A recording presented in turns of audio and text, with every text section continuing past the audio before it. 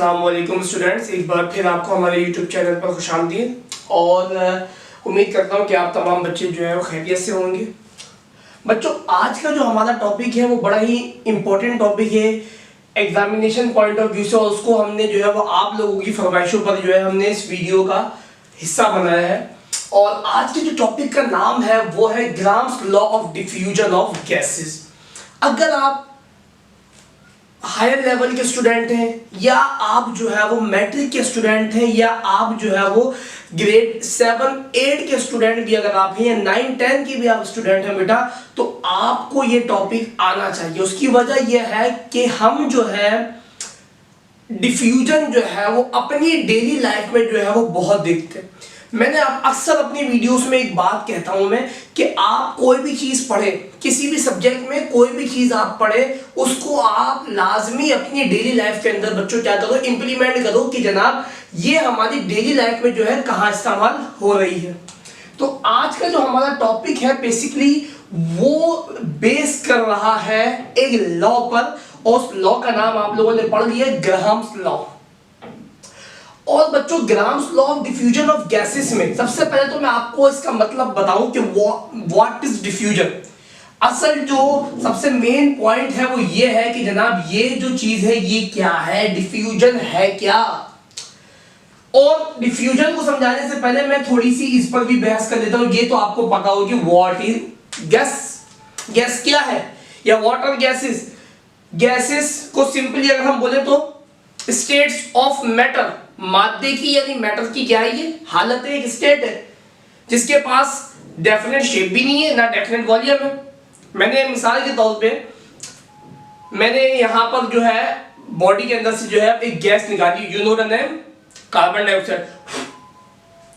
ये मैंने जो गैस निकाली है ये आपने क्या कैमरे में देखी, आपने वीडियो में देखी, नहीं देखी होगी। उसकी वजह क्या है, हमारे एटमॉस्फेयर के अंदर जो है बहुत सारी गैसेस हैं। अगर हम बात करें तो हम एक गैस को इनहेल करते हैं, एक गैस को एक्सहेल करते हैं। जो एक्सहेल करते हैं वो कार्बन डाइऑक्साइड, जो इनहेल करते हैं वो क्या है,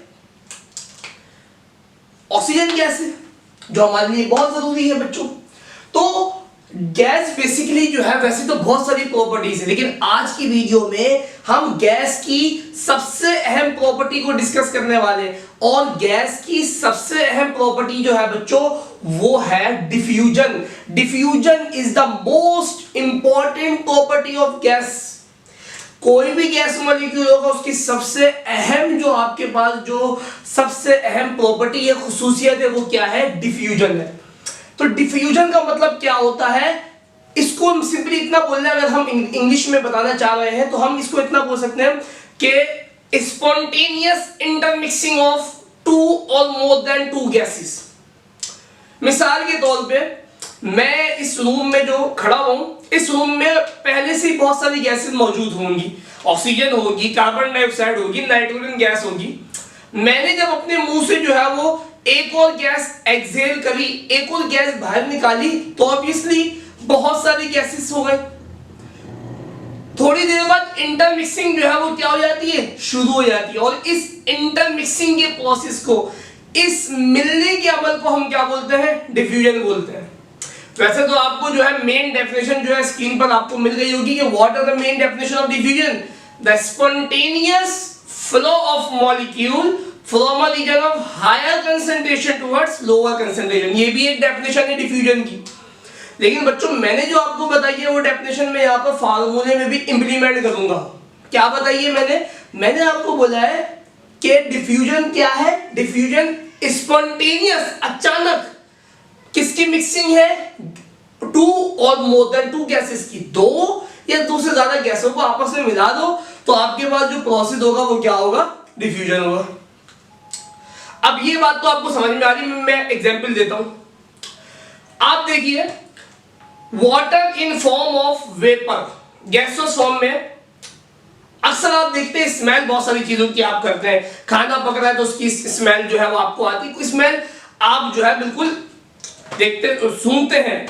तो बच्चों एक चीज और इंटरेस्टिंग बतानी है, अगर आप कोई परफ्यूम वगैरह लगा रहे हैं, अगर आप रूम के एक कॉर्नर पे खड़े होकर परफ्यूम आप लगा दें तो रूम के बाकी कॉर्नर्स पर अगर आप स्मेल करेंगे तो वो आपको स्मेल आपको मिलेगी। उसकी वजह क्या है? वो फ्रेग्रेंस आपको मिलेगी, उसकी वजह क्या है? उसकी वजह ही डिफ्यूजन है। क्योंकि बेटा गैसेस मॉलिक्यूल्स जो होते हैं, अब बात ये करनी है कि गैस ही क्यों डिफ्यूजन परफॉर्म करती है, सॉलिड क्यों नहीं करते, लिक्विड क्यों नहीं करते? इसलिए गैस मॉलिक्यूल्स करते हैं क्योंकि इनके दरमियान जो इंटरमॉलिक्यूलर स्पेसेस होते हैं, यानी इनके दरमियान सिंपली कहा जाए फासले बहुत ज्यादा होते हैं, इनके अंदर तन्हाइयां और दूरियां होती हैं। तो इन तन्हाइयों और दूरियों की वजह से ये एक बहुत दूर निकल जाते हैं। सही है? तो बच्चों आप लोग भी मुस्कुरा रहे होंगे, तो हमने भी सोचा कि हम भी मुस्कुरा लें अपने प्यारे प्यारे बच्चों को देखकर। तो बच्चों डिफ्यूजन के बारे में आपकी बॉडी, आपके माइंड में एक कॉन्सेप्ट जनरेट होना शुरू हो चुका है, क्योंकि कॉन्सेप्ट जनरेट होना बेहद जरूरी है कि डिफ्यूजन होता क्या है। मैं आता इस वीडियो में और डायरेक्ट लॉ को पढ़ाकर चले जाता, कोई फायदा नहीं होना है। लॉ तो 5 मिनट में हो जाएगा। असल चीज है मैं आपको जो भी टॉपिक पढ़ाता हूं उसको हर पहलू से देखता हूं कि एग्जाम्स में क्या आएंगे क्वेश्चन, एग्जाम्स में अगर थ्योरी क्वेश्चन आएगा तो क्या आएगा, अगर एग्जाम में एमसीक्यूज क्वेश्चन आएगा तो क्या आएगा। तो ये सारी बातें हम वीडियो के एंड में डिस्कस करते हैं, जो भी टॉपिक हम पढ़ लेते हैं। और दूसरी बात, एक आप लोगों से एक बात करनी है बच्चों, थोड़ा सब्सक्राइबर भी बढ़ाओ। अल्हम्दुलिल्लाह आप लोगों ने बहुत अच्छा रिस्पांस दिया, बहुत पॉजिटिव रिस्पांस दिया है, और यूट्यूब पे हमने बहुत कम वक्त में बहुत जो है बड़ा कारनामा से अंजाम दे दिया। तो इंशाल्लाह आप लोग जो है वो ज्यादा से ज्यादा सब्सक्राइब करो, शेयर करो जो है वो ज्यादा से ज्यादा, ताकि सब बच्चों का फायदा हो। सही है? इल्म ऐसी दौलत है जो आपको पता है बांटने से जो है बढ़ती है, तो आप जो है बढ़ती है, तो लिहाजा आप जो है इसको शेयर कर दो। सही है? और जो भी टॉपिक आपको पूछना हो, समझना हो, वो आप हमें जो है कमेंट में सेक्शन में लिख दिया करो, हम वो आपको जो है वो समझा देंगे। तो आज की वीडियो को हम जो है स्टार्ट करेंगे, आज के टॉपिक को स्टार्ट करेंगे। और टॉपिक बेसिकली जो है वो अब आएंगे हम लॉ पर, के लॉ है बेसिकली है क्या।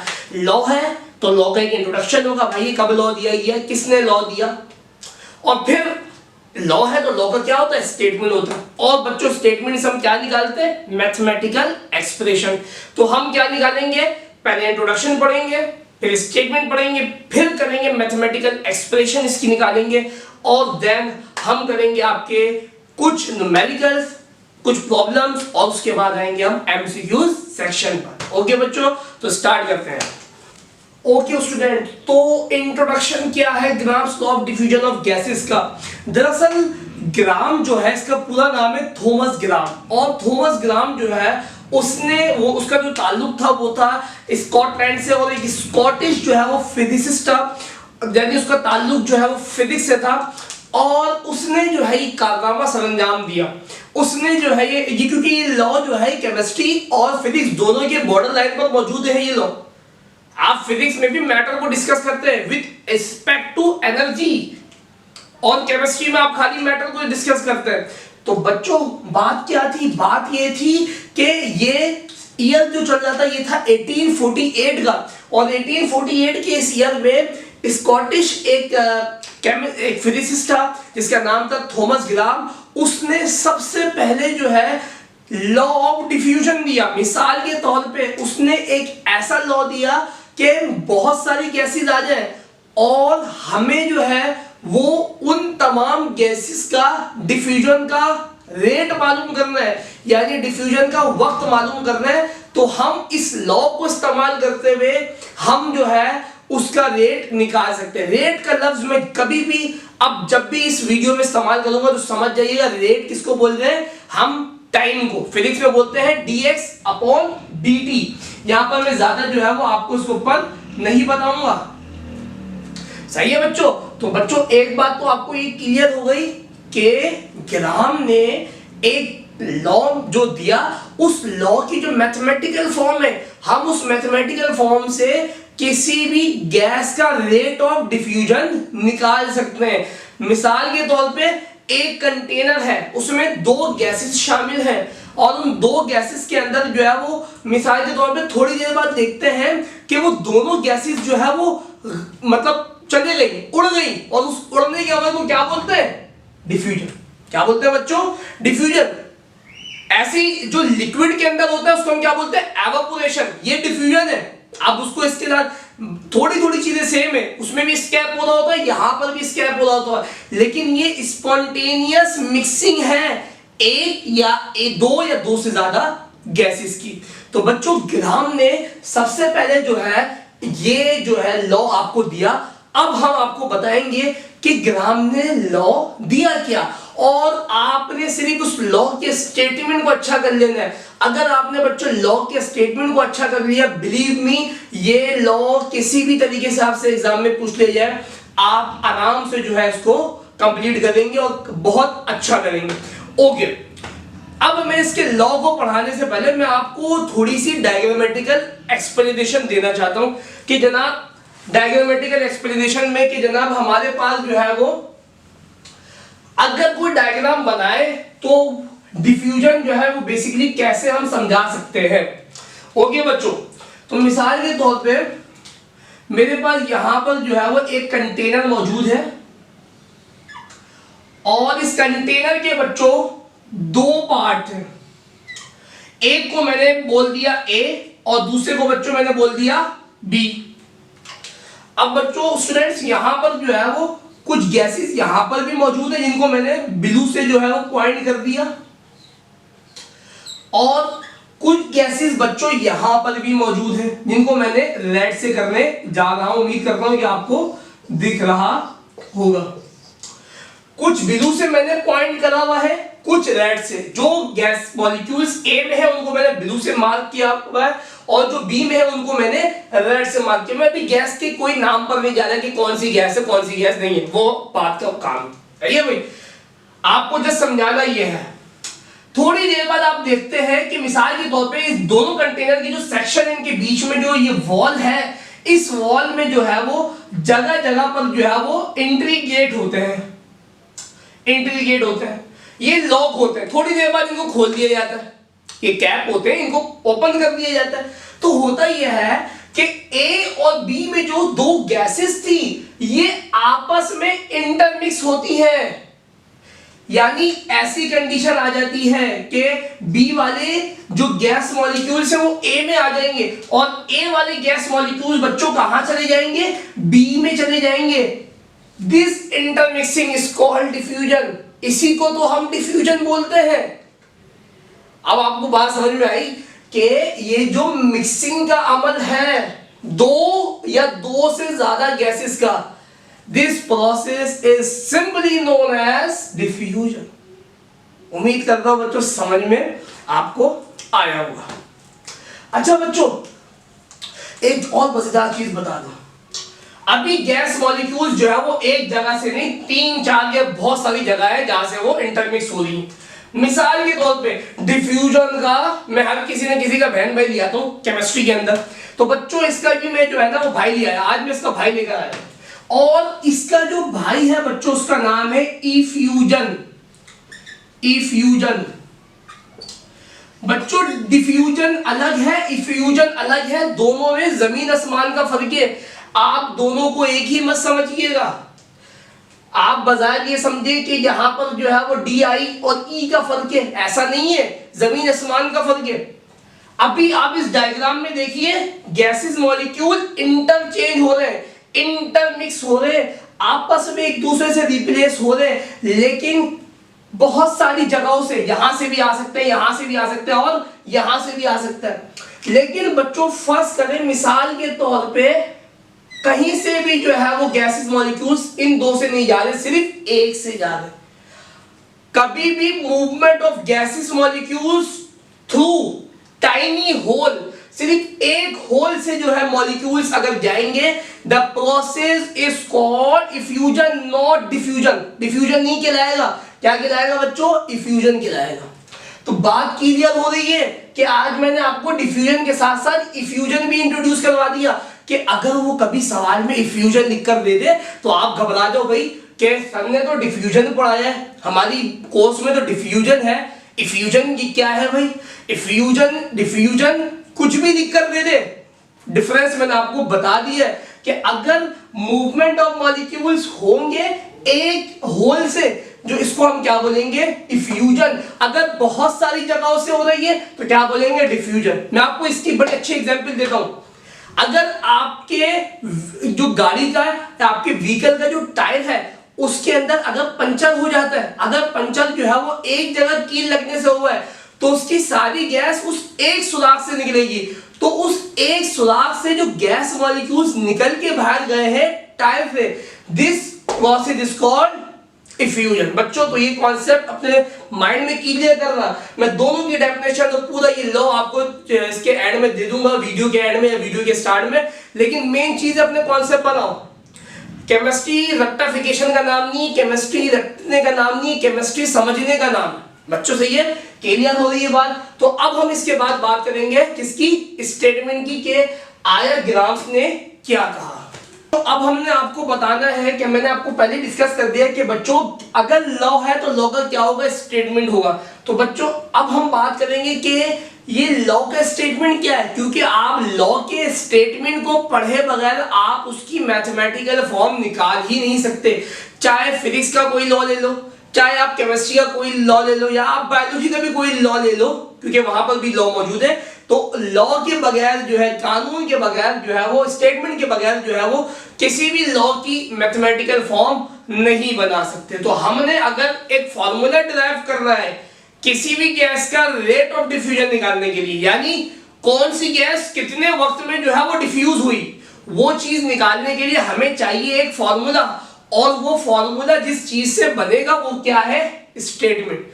तो आइए पढ़ते हैं स्टेटमेंट बेसिकली है क्या। आप लोगों ने स्टेटमेंट देख लिया होगा कि स्टेटमेंट क्या बोल रहा है the rate of diffusion of gas of any gas is inversely proportional to the square root of its molar mass और डेंसिटी। बच्चों तीन चीजें बड़ी इंपॉर्टेंट है यहां पर, चार चीजें कर लो। एक तो ये जिसको क्या बोला हमने, इनवर्सली प्रोपोर्शनल। दूसरा ये रेट ऑफ डिफ्यूजन। तीसरा मोलर मास, और बच्चों चौथा डेंसिटी। अगर आपने ये समझ लिया तो बिलीव मी आपके लिए बहुत आसान हो जाएगा रेट ऑफ डिफ्यूजन समझना। तो रेट ऑफ डिफ्यूजन बच्चों क्या है, rate of diffusion of any gas is inversely proportional to the square root of its molar mass और डेंसिटी। तो बच्चों हम अब स्टेटमेंट को थोड़ा और एक्सप्लेन करेंगे। हम जो है बात करते हैं कि ये स्टेटमेंट हमें कह क्या रहा है, ये स्टेटमेंट हमें समझा क्या रहा है, सिखा क्या रहा है। बोल रहा है कि कोई सी भी गैस हो उसका जो डिफ्यूजन का रेट है वो इनवर्सली प्रोपोर्शनल होगा, किसके, दो चीजों के। उसने चॉइस दे दी है यहां पर, उसने बोला है मोलर मास के या फिर डेंसिटी के। इससे एक बात तो तय हो गई कि अगर आपको किसी भी चीज, किसी भी गैस का रेट ऑफ डिफ्यूजन मालूम करना है तो आपको इन दो चीजों में से कोई एक चीज पता होना चाहिए। या तो उस गैस का मोलर मास पता हो, या फिर उस गैस की क्या पता हो बच्चों, डेंसिटी पता हो। तो हम इस स्टेटमेंट का मतलब थोड़ा सा और एक्सप्लेन करते हैं और गहराई में चले जाते हैं। बोल रहा है कि रेट ऑफ डिफ्यूजन जो होगा वो गैसेस के मोलर मास से इनवर्सली डील करेगा। मतलब अगर कोई गैस ऐसी है जिसकी डेंसिटी बहुत ही कम है, उसका मोलर मास भी बहुत कम है, तो उसका जो डिफ्यूजन का रेट होगा वो क्या होगा, ज्यादा होगा। क्योंकि बच्चों अगर आप लोग इनवर्सली प्रोपोर्शनल का मतलब जानते हो तो आप समझते हो कि अगर एक चीज बहुत ज्यादा डिक्रीज हो रही है तो दूसरी चीज बहुत ज्यादा इंक्रीज हो जाएगी उतने ही टाइम्स। तो एक बात तो क्लियर हो गई कि ये दोनों आपस में इनवर्सली डील कर रहे हैं। अगर आपने rate of diffusion of gases को जो है वो मालूम कर रहे हैं, आपके पास या तो मोलर मास हो या बच्चों आपके पास क्या होना चाहिए बच्चों, डेंसिटी होना चाहिए। तो अब हम इस स्टेटमेंट से बनाने जा रहे हैं इसकी मैथमेटिकल फॉर्म। हम बात करने वाले हैं मैथमेटिकल फॉर्म की, grams law of diffusion of gases की मैथमेटिकल फॉर्म क्या है। तो बच्चों अगर आप थोड़ा सा स्टेटमेंट अपने माइंड में लेकर आओ तो बोल रहा था the rate of diffusion of gas. तो आर हम लिखते हैं किसके लिए बच्चों, rate of diffusion of gas. अगर कोई आपसे पूछे what is the symbol of rate of diffusion, तो उसका सिंबल क्या है, R. R is equal to rate of diffusion of gas. कोई सी भी गैस हो उसका रेट किससे एक्सप्रेस किया जाएगा, आर से। is inversely proportional to the square root देखो हम लॉ के स्टेटमेंट को ही फॉलो कर रहे हैं, हम अलग नहीं हट रहे। हमने वही बोला the rate of diffusion of a gas is inversely proportional to the square root of its molar mass और डेंसिटी। या तो इसकी ये फॉर्म हो सकती है, या फिर हम बच्चों इसको ऐसे भी लिख सकते हैं, rate of diffusion is inversely proportional to the square root of its density। Small D बना ले, कैपिटल डी वो आपके ऊपर है, मैंने यहां पर आपके लिए स्मॉल डी बनाया है। तो यहां पर हमारे पास मैथमेटिकल फॉर्म दो आ गई है। मिसाल के तौर पे अगर आपके पास दो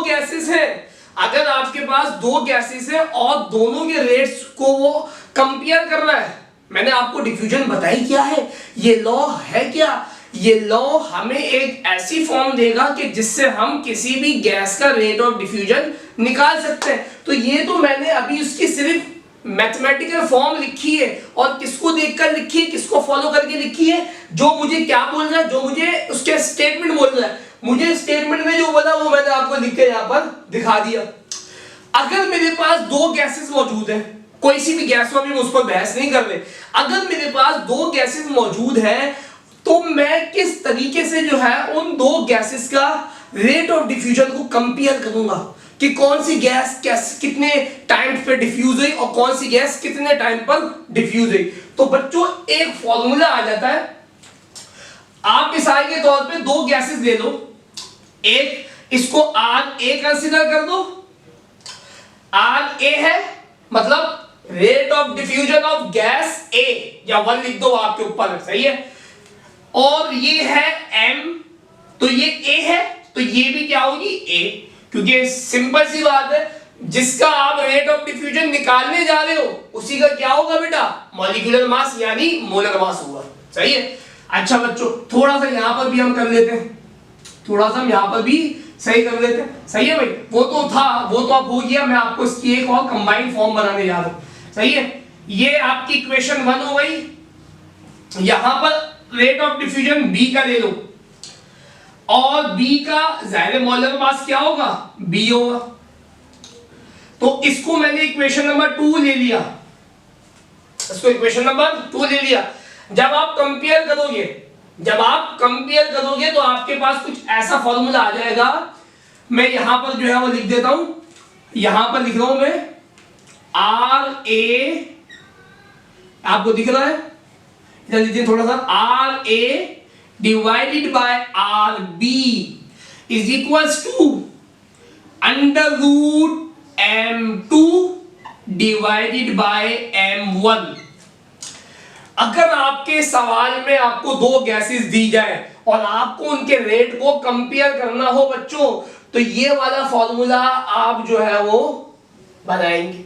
पूरा डिस्क्रिप्टिव फॉर्मूला मैं आपको वीडियो के एंड में दूंगा, कैसे कंपेयर करने के बाद, सिंपल सा रूल है, सही है। कोई इसमें हमने जो है वो पत्थर नहीं तोड़ने, बड़ा आसान है इसमें समझना। अगर मिसाल के तौर पे अगर किसी rate of diffusion of gas निकालने का बोले, आपको मोलर मास दे दे, तो आप फॉर्मूले में वैल्यू पुट करोगे, निकाल लोगे। लेकिन बच्चों वो आपको रेट ऑफ डिफ्यूजन मालूम करने का बोल रहा है, लेकिन आपको वो मोलर मास दे ही नहीं रहा, तो आप क्या करोगे जनाब, यही फॉर्मूला रहेगा, पर जहां जहां M है वहां वहां क्या आ जाएगा, D आ जाएगा। तो इस तरीके से कुछ फॉर्मूला बन जाएगा। मैं थोड़ा सा इसको रफ कर देता हूं, अगर आपकी इजाजत हो तो इसको रफ कर देता हूं मैं। अच्छा बच्चों, तो क्या हो जाएगा, ये RA, सॉरी यहां पर गलती कर दी, AB इस्तेमाल कर रहे हैं, तो बेटा इधर आएगा B और इधर आएगा A। आपकी मर्जी है, आप 1 2 इस्तेमाल करना चाहो, जो आपकी बुक के मुताबिक है आप वो कर लीजिए, सही है। कुछ भी अल्फाबेट लिख सकते हैं आप अपनी आसानी के लिए, RA। और जब सवाल करेंगे तो हम अल्फाबेट नहीं लिखेंगे, हम या तो कंसीडर कर लेंगे या फिर हम ये करेंगे कि हम उसको जो है उसका फॉर्मूला लिख देंगे। RA divided by RB is equals to under root D2 divided by D1। तो बच्चों ये दो वो मैथमेटिकल फॉर्म है कौन से लॉ की? ग्राम्स लॉ की ऑफ डिफ्यूजन। अगर डेंसिटी दी हुई है तो ये वाला फॉर्मूला लगाओगे, अगर मोलर मास दिया हुआ है तो बच्चों ये वाला फॉर्मूला, सॉरी, अगर डेंसिटी दी हुई है तो ये वाला लगाओगे, ऑब्वियसली सी बात है। लेकिन बच्चों अगर कोई सवाल ऐसा है, मैं इस फॉर्मूले को और मजीद खोलने जा रहा हूं। मिसाल के तौर पर बच्चों अगर कोई सवाल ऐसा है कि जिसमें डेंसिटी भी नहीं दी हुई, मोलर मास भी नहीं दिया हुआ, तो अब क्या करना है? लेकिन उसमें दो चीजें मौजूद हैं, एक उसमें आपको बोलना है मास और दूसरा उसमें आपको क्या बोलना है? वॉल्यूम। कुछ बच्चे समझ गए होंगे कि mass divided by volume, mass divided by volume किसके बराबर होता है? डेंसिटी।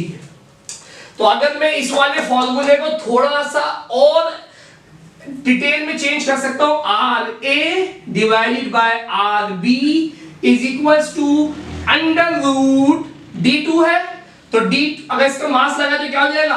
m2, सही है, और डिवाइड बाय d2 है तो m2 है तो v क्या हो जाएगा? v2 हो जाएगा। ये डिवाइड का साइन ये फॉर्मूले का आई है। अब d1 है तो उसका मास क्या हो जाएगा? m1 और इसका वॉल्यूम क्या हो जाएगा? v1। तो बच्चों मैंने आपको मैथमेटिकल फॉर्म के अंदर तीन फॉर्मूले बताए हैं। अगर आपको कोई सी भी दो गैसेस को कंपेयर करने का बोल दे वो, तो आप इन तीनों में से कोई भी डेटा को देखकर फॉर्मूला लगाओगे, जो मैं आप इस वीडियो में आपको बताने जा रहा हूं कि कौन से सवाल में कैसा फॉर्मूला कब लगेगा। ये टॉपिक बहुत अहम है, मैंने हर लिहाज से हर तरीके से आपको इसकी मैथमेटिकल फॉर्म समझा दी है। अब मैं बढ़ूंगा एग्जाम्स क्वेश्चंस पर। अब हम सॉल्व करेंगे प्रॉब्लम्स, क्योंकि हमारे पास फॉर्मूले आ चुके हैं, हमने लॉ को पढ़ लिया, लॉ का स्टेटमेंट समझ लिया अच्छी तरीके से, डिफ्यूजन क्या होता है, इफ्यूजन क्या होता है वो समझ लिया, ग्राम का क्या स्टेटमेंट था, ग्राम ने किस सोच को मतलब किस चीज को सामने रखकर जो है ये लॉ दिया, वो भी हमने सारी इंट्रोडक्शन पढ़ लिया। अब हम बात करेंगे उन तमाम प्रॉब्लम्स की कि आया अगर कोई सवाल दिया जा रहा है आपको तो आप उसमें कौन सा फॉर्मूला लगाएंगे बच्चों। ओके स्टूडेंट्स, अब हमारे पास एक क्वेश्चन है बच्चों जिसमें बोल रहा है आपको दो गैसेस के फॉर्मूले उसने दे दिए, बोल रहा है इन दोनों का रेट ऑफ डिफ्यूजन को कंपेयर करो। सही है बच्चों, एक गैस आपके पास है सल्फर डाइऑक्साइड, इसका फॉर्मूला उसने लिखकर दे दिया SO2, और दूसरा गैस आपके पास कौन सी है बेटा? O2, oxygen gas. बच्चों हमारे पास यही हमारा सवाल है, यही हमारा, इसी में हमारा जवाब छुपा हुआ है, डेटा इसी में छुपा हुआ है। अब आप बोले सर डेटा तो हमें कुछ दिया हुआ ही नहीं है, कोई वैल्यू तो दी हुई नहीं है। बच्चों वैल्यू दी हुई तो है, आपको ये जो फॉर्मूला दिया हुआ है ये वैल्यू तो है, ये जो फॉर्मूला दिया हुआ है ये वैल्यू ही है। कैसे वैल्यू है? हम निकालेंगे इन फॉर्मूले की मदद से मोलर मास। मिसाल के तौर पे हमें पता है सल्फर, जिन बच्चों को मोलर मास निकालना नहीं आता बच्चों वो तवज्जो फरमा लीजिए, अगर मिसाल के तौर पे SO2 का मोलर मास निकालना है या मॉलिक्यूलर मास निकालना है, फिलहाल इसको हम बोलेंगे मोलर मास। अगर SO2 का मोलर मास निकालना है तो कैसे निकालेंगे? मोलर मास निकालने के लिए आपको क्या पता होना चाहिए? Atomic mass. मेरे पास दो एलिमेंट है, एक सल्फर है जिसका एटॉमिक मास बेटा होता है 32, एक बच्चों मेरे पास है ऑक्सीजन जिसका एटॉमिक मास कितना होता है? 16। सही है, आपने करना क्या है? मोलर मास निकालना है। मोलर मास कैसे निकलेगा? सल्फर का कितना है बेटा? 32, 32 को लिखा, कितने सल्फर है? कुछ नहीं है तो कितना होगा बेटा? 1 होगा। जब एक एटम का काम खत्म हो जाता है तो फिर प्लस की साइन आती है। ऑक्सीजन का कितना है बच्चों? 16। बच्चों कितने ऑक्सीजन है? 2। हमें बोर्ड मास रूल पता है, पहले हम डिवाइड करते हैं फिर मल्टीप्लाई करते हैं फिर प्लस फिर माइनस, तो पहले 32 बन जा 32 प्लस 16 2 जा 32, 32 प्लस 32 64, और यूनिट होती है AMU, या आप ग्राम भी इस्तेमाल कर सकते हैं, कोई मसला नहीं है। तो बच्चों जो बच्चे मोलर मास निकालना नहीं जानते थे उन्होंने भी मोलर मास कैसे निकालना है ये देख लिया है। वैसे मोलर मास पर भी मैं एक वीडियो बनाने वाला हूं। मोलर मास बेसिकली होता क्या है? It is the sum of all atoms present in a compound. ये सम का मतलब प्लस, किसी भी कंपाउंड में जितने भी एटम्स हैं उनको क्या कर दो? सम कर दो, तो आपके पास क्या आ जाएगा? मोलर मास आ जाएगा। तो बच्चों ये है आपका मोलर मास निकालने का तरीका। तो बच्चों हम यहां पर जो है नोट कर देते हैं कि हमारे पास एम या तो आप फॉर्मूला लिख लो या वही ABCD वाला जो तरीका है वो वाला तरीका कर लो, या 1 2 3 वाला। सही है भाई। अब आप मुझे बता दें मैं क्या करूं यहां पर। चलो मैं काम करता हूं, मैं आसानी के लिए पता है क्या करता हूं, मैं यहां पर मेंशन कर देता हूं भाई एक लफ्ज जिसके लिए इस्तेमाल कर रहा हूं मैं, पहली केस कौन सी है, SO2 के लिए, और बेटा बी का लफ्ज किसके लिए इस्तेमाल कर रहा हूं मैं, O2 के लिए। बात ही खत्म हो गई। क्योंकि बच्चों अगर सब जगह तुम फॉर्मूला लिखोगे तो तुम्हारा टाइम वेस्ट होगा, आपका टाइम वेस्ट होगा बच्चों। तो मैंने क्या लिख दिया, MA बच्चों कितना निकाला मैंने अभी निकाला 64 AMU। बच्चों MB मैंने कितना निकाला, MB भी निकाल लो, एक ऑक्सीजन का 16 होता है तो दो का कितना हो जाएगा 32। तो MB क्या आ गया 32 AMU। अब आपने किसी एक का इंडिविजुअल रेट ऑफ डिफ्यूजन नहीं निकालना, आपने दोनों को कंपेयर करना है। तो कंपेयर के लिए क्या होगा, RA डिवाइडेड बाय RB। आपको ये वैल्यू मालूम करनी है, RA डिवाइड बाय RB। तो बच्चों फॉर्मूला समझ गया होगी, जल्दी से सॉल्यूशन की हेडिंग डालो, कॉपी कर दो, मुझसे पहले जो है सवाल आपको आंसर आना चाहिए। कौन सा फॉर्मूला लगेगा, पहला वाला मॉलिक्यूलर मास वाला यानी मोलर मास वाला, दूसरा वाला डेंसिटी वाला, या फिर तीसरा वाला मास वॉल्यूम वाला, कौन सा लगेगा, पहला वाला लगेगा। क्योंकि पहले वाले में हमें मोलर मास दिया गया था, तो हम लगाएंगे RA divided by RB is equals to under root MB divide by MA। सही है बच्चों। तो अब वैल्यूज पुट कर दो, RA divide by RB is equals to MB बच्चों कितना दिया हुआ आपके पास, MB दिया हुआ है MB दिया हुआ है 32 और MA कितना दिया हुआ है 64। तो बच्चों इसका मुझे फाइनल आंसर बताओ, अगर हम इसको करें आंसर तो ये 32 और ये 64 सही है। तो ये क्या हो जाएगा 32, ये 1 में आ गया, ये 2 में आ गया, तो इसका क्या बन जाएगा 1 डिवाइड बाय 2। मुझे इसका फाइनल आंसर बताइए जल्दी से, शाबाश। RA RB is equals to, मैं इसको कैलकुलेट कर लेता हूं भाई जल्दी से, शाबाश। और इसको कैलकुलेट करने के बाद कैलकुलेट करने के बाद 32 डिवाइड बाय 64 0.5 और बच्चों अंडर रूट 0.5 कितना आ रहा है बच्चों, अंडर रूट अगर आप 0.5 निकालेंगे, इसको अंडर रूट आ रहा है 0.5 यानी 0.5 इसका अंडर रूट आ रहा है। अगर आप उसका जो है वो स्क्वायर रूट लेंगे तो बच्चों आपके पास आंसर क्या आ जाएगा 0.707। पॉइंट के बाद 3 डिजिट लिखा करें, बेस्ट होते हैं। यहां पर यूनिट आ जाएगी टाइम्स, क्योंकि रेट है तो हम क्या लिख देंगे टाइम्स, या हम इसको लिए सेकंड में इस्तेमाल कर सकते हैं, कोई मसला नहीं, आप सेकंड में इस्तेमाल कर लो। मैं इसको ऐसे नहीं लिख रहा, या तो आप इसको सेकंड लिख दो, कोई इशू नहीं है, क्योंकि टाइम की यूनिट होती है वो क्या होती है सेकंड होती है। सही है बच्चों। तो हमारे पास अगर 2 गैसेस दी गई हो और 2 गैसेस देने के बाद वो आपसे पूछे कि इनका रेट को कंपेयर करो, तो किस तरीके से करोगे ये मैंने आपको बता दिया है। ये था पहला फ्लेवर जो मैंने आपको चखा दिया है। अब हम दूसरे फ्लेवर के ऊपर आएंगे जो कि एग्जामिनर देता है आपको। ओके स्टूडेंट, तो अब आपको जो प्रॉब्लम नंबर 2 दे रहा है वो ये है, बोल रहा है hydrogen gas diffuses 4 times faster than helium gas। 2 gases आपके पास दे दी गई हैं एज यूजुअल, एक हाइड्रोजन गैस और दूसरी हीलियम गैस, दोनों के फॉर्मूले भी आपके पास ब्रैकेट में मेंशन है। वो बोल रहा है कि जो हाइड्रोजन गैस है वो बहुत ज्यादा 4 गुना फास्टर है किसके मुकाबले में बच्चों, डिफ्यूजन किसके मुकाबले में बेटा, हीलियम गैस के मुकाबले में। तो आपको हाइड्रोजन का रेट तो दे दिया गया, आपको हीलियम का रेट निकालना है। सही है भाई। तो अब हम बनाते हैं डेटा कि हमारा डेटा जो है वो क्या बनेगा। ओके बच्चों, तो डेटा जो है वो हम बनाते हैं। डेटा अगर आपको बनाना आ गया, चाहे फिजिक्स हो चाहे वो केमिस्ट्री हो, डेटा बनाना आ गया बच्चों आपकी जीत है, आप सवाल कर दोगे।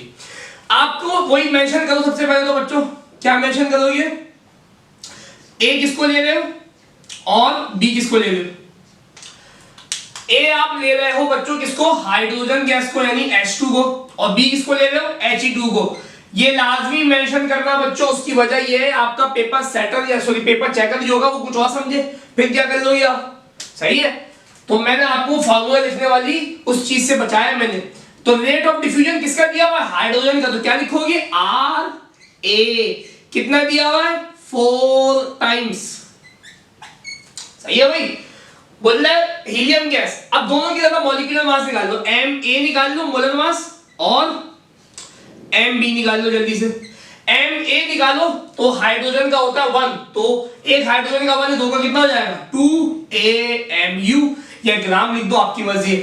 हीलियम का होता है 2, तो 2 हीलियम का कितना हो जाएगा बच्चों, हीलियम का कितना, हीलियम का एटॉमिक मास होता है 4, तो 2 का कितना हो जाएगा बेटा 8 हो जाएगा, तो 8AMU।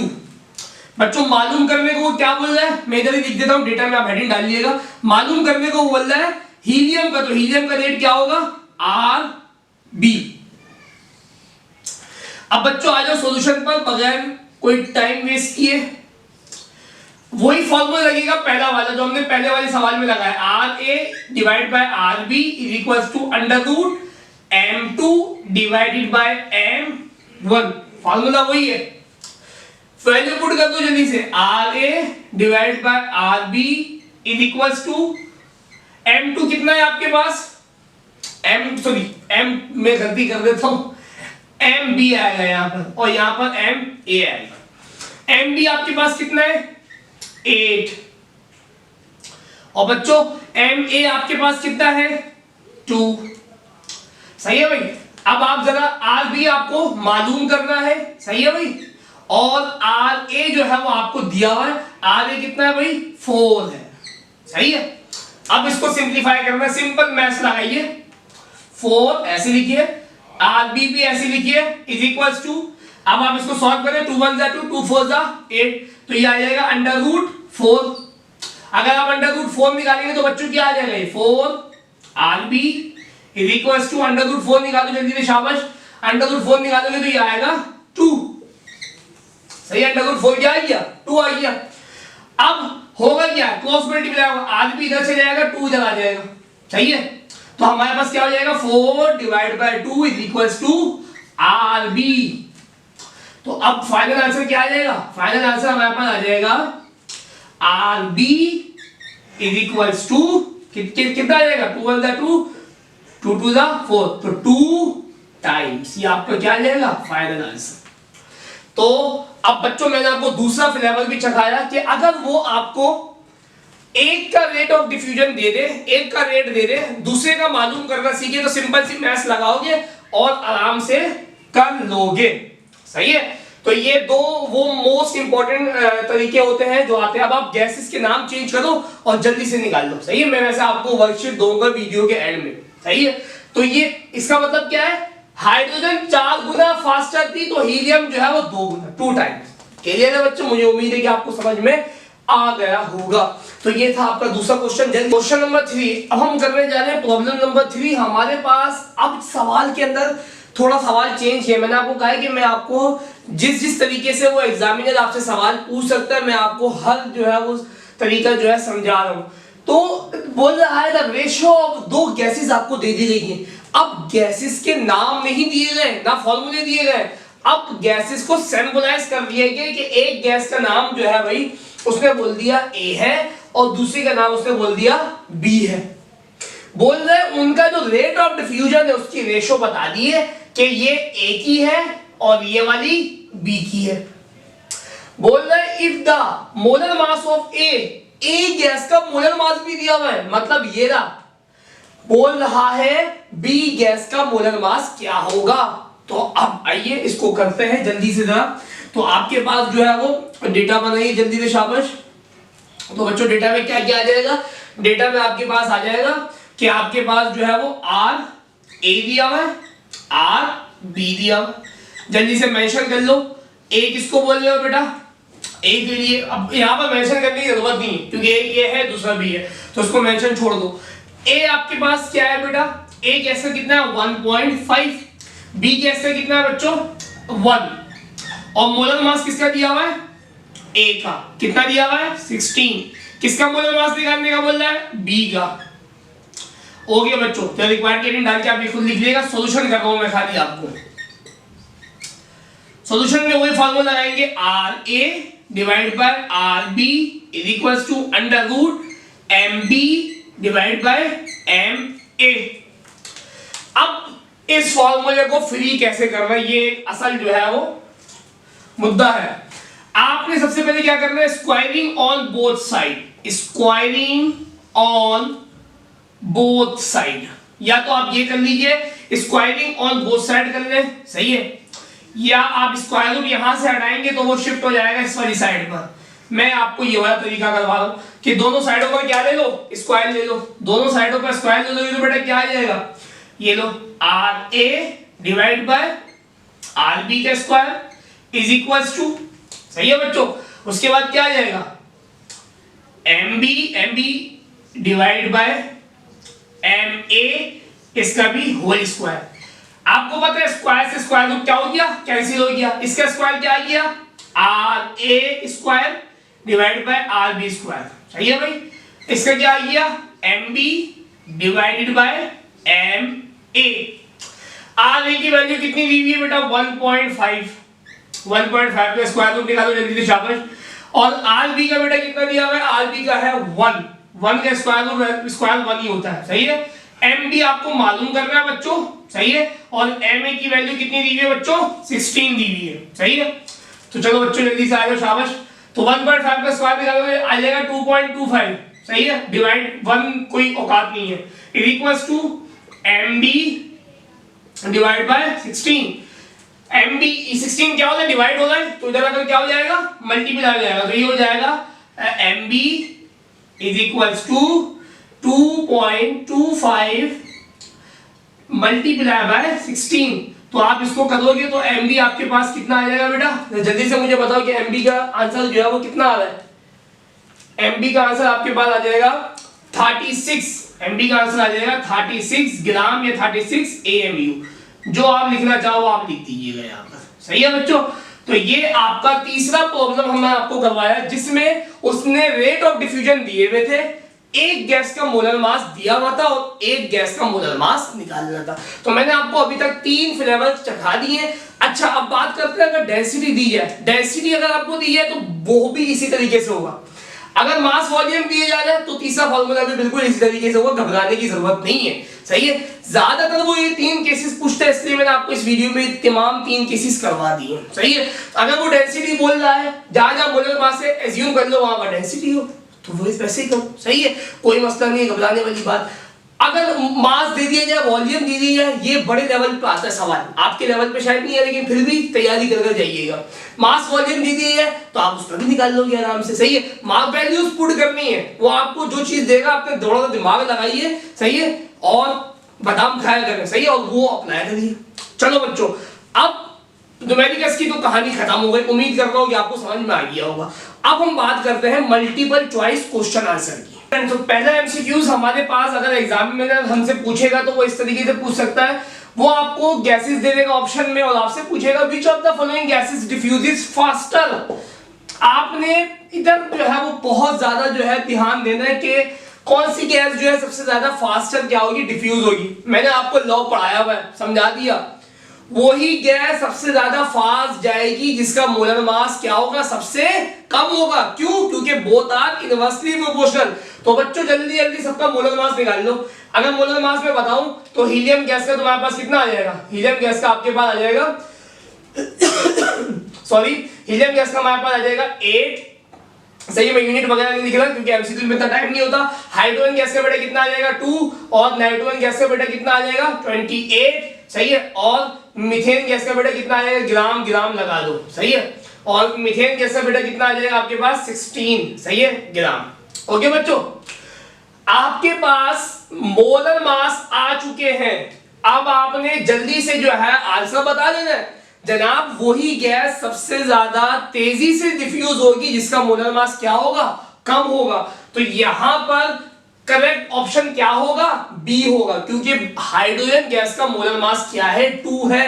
तो ये सबसे ज्यादा फास्टेस्ट क्या करेगी, आपके पास डिफ्यूज होगी। तो ये आपके पास क्या है, करेक्ट ऑप्शन है, करेक्ट आंसर है। अच्छा बच्चों, अब जो है वो यही सवाल दे रहा है, लेकिन यहां पर फास्टर की जगह उसने कर दिया है स्लोवेस्ट। कौन सी गैस है जो इनमें सबसे ज्यादा जो है वो स्लो जो है वो डिफ्यूज हो रही है? वही बात, अब लॉ को उल्टा घुमा दो, वो गैस जिसका मोलर मास सबसे ज्यादा है वो सबसे भारी गैस है। भाई जिसका मास ज्यादा होगा वो भारी होगी। एक होते हैं स्लिम स्मार्ट पीपल और एक होते हम जैसों को दौड़ने में दिक्कत होगी, बहुत मुश्किल पेश आएगी, लेकिन जो स्लिम होते हैं वो आराम से दौड़ेंगे। तो बच्चों बात क्या हुई, इनमें से सबसे भारी कौन सी गैस है, नाइट्रोजन गैस। तो सबसे देर में डिफ्यूज कौन सी होगी, स्लो कौन सी होगी, नाइट्रोजन गैस। तो अगर आपका जो सवाल का जवाब होगा उस केस में क्या होगा बच्चों, उस केस में ये नहीं होगा, उस केस में आपका जो आंसर होगा वो क्या होगा, सी होगा। तो बच्चों कोई से भी ऑप्शन में गैसेस दे दे, झट से आपने सबके मोलर मास निकाल लो, सही है। मोलर मास निकालने के बाद खुद ही फैसला कर लो, फास्टर होगी तो जिसका सबसे कम मोलर मास है वो, स्लोवेस्ट होगी तो जिसका सबसे ज्यादा मोलर मास है वो। तो ये आपको मैंने ट्रिक सिखा दी है। दूसरे वाले एमसीक्यूज में आपको वो इस तरीके से दे सकता है, वो उसने बोला उसने 2 पेयर्स बना दिए, मतलब आपको 4 जो है वो पेयर्स बनाकर दे दिए, मतलब सॉरी 8 पेयर्स बनाकर दे दिए, मतलब 1 2 3 4 पेयर्स बनाकर दिए आपको, 8 गैसेस हैं टोटल। और बोल रहा है which of the following pairs of gases having same rate of diffusion, having same rate of diffusion. बोल रहा है इनमें से कौन सा पेयर है जिसका रेट ऑफ डिफ्यूजन सेम है।